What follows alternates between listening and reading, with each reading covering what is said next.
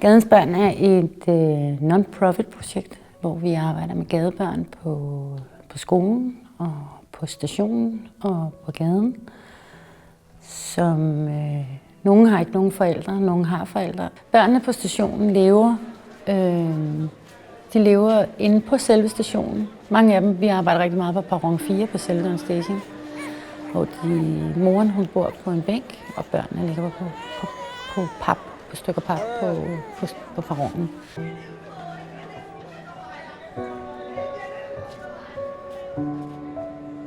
আমার নাম সোনিয়া, আমার বয়স 8 বছর। আমি 4 নম্বর প্ল্যাটফর্মে থাকি, শিয়ালদা 4 নম্বর প্ল্যাটফর্মে। আমি বড় হলে সারা জীবন স্কুলেই পড়ব।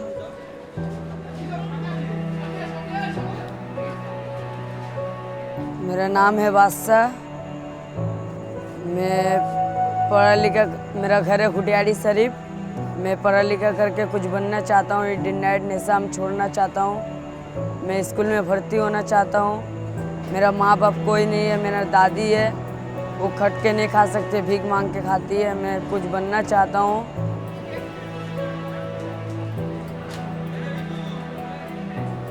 আমার নাম ঝুম্পা দাস, আমার বয়স 11। আমি 4 নম্বর প্ল্যাটফর্মে থাকি, শিয়ালদা। আমি পড়াশোনা করে বড় হয়ে চাকরি করতে চাই। আমার নাম অমিত, আমি শিয়ালদায় থাকি 4 নম্বর প্ল্যাটফর্মে। আমার মা আমাকে অনেক বুঝিয়েছে। আমি ঘরে থাকি, আমার মা আমাকে অনেক বুঝিয়েছে আমি ডে নাইট নেশা করি। De sover jo og lever og bor på stationen og spiser og vasker sig. Hele deres liv er på stationen. Jeg har ikke været hernede i 11 måneder, på grund af, at jeg har været syg, og nu er jeg tilbage. Jeg føler bare, at det er ligesom at komme hjem igen. Vi har været ude af vores hus, og det er jo helt vildt. Jeg har slet ikke set. Det er heller ikke helt færdigt endnu, men næsten færdigt. Og det er jo på 3 etager. Der er lagt gulve, og der er lagt strøm ind. Væggene er malet. Køkkenet er næsten færdigt. Nu mangler vi bare lige at få lavet det rundt om huset. Malet det sidste. Få lukket muren, så det er sikkerhedsmæssige grunde. Og jamen, så kan vi håbe på, inden for de næste par måneder at være i gang. Det er en kæmpe drøm, det her.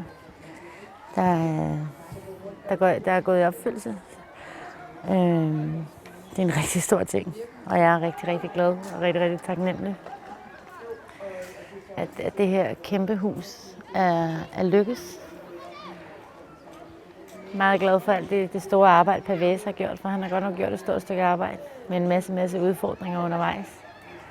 Men det er jo helt vildt at have et 3-etagers hus bygget fra grunden, som vi gerne vil have det. Det er fantastisk. Det er det altså. Jeg er glad. Jeg er glad.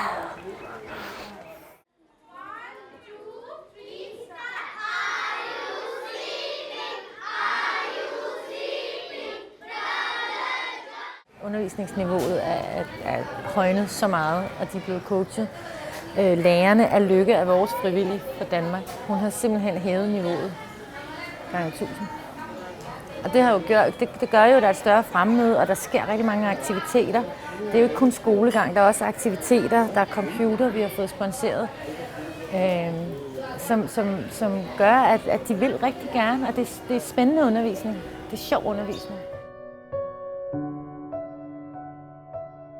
Jeg ser Fighter ude på perron 4. Hans tilstand er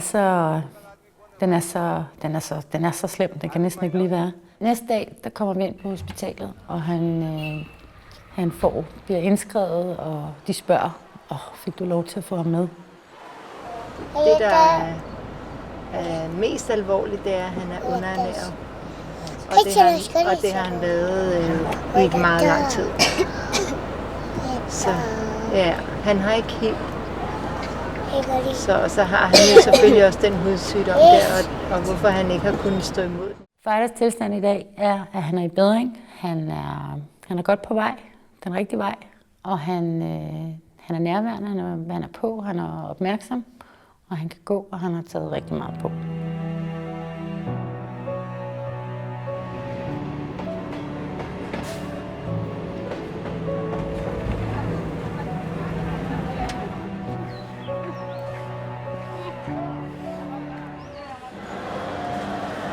Hej, Fighter!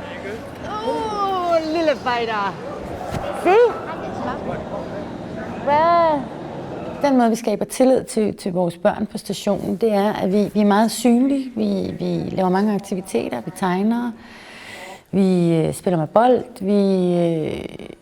vi viser først, hvem er vi. Vi vil gerne gøre noget godt. Jamen, vi vil jo gerne gøre en forskel for børn, der ikke har nogen rettigheder, der ikke har nogen muligheder, der ikke har mulighed for at gå i skole, der ikke har mulighed for at få hjælp. Jeg synes, vi alle sammen har et menneskeligt ansvar, et socialt ansvar for mennesker, der ikke er lige så godt stillet som os andre.